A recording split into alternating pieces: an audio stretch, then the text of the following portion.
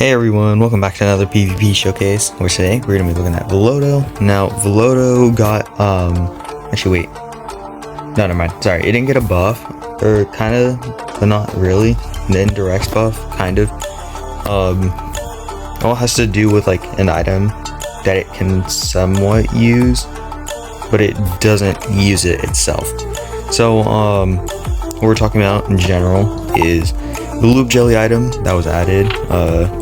You don't know how it works. If you don't know how it works, if the user doesn't have an item, they get a speed boost.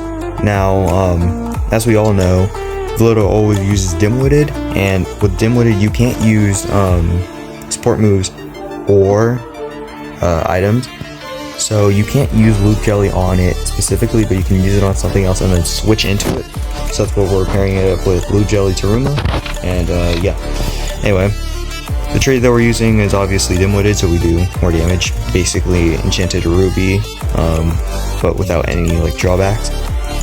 You basically just like want to max out on your attack because you're getting a speed boost, and then I'm pretty sure you outspeed everything in the game, aside from maybe other loop jelly users and I want to say some emerald users, I guess.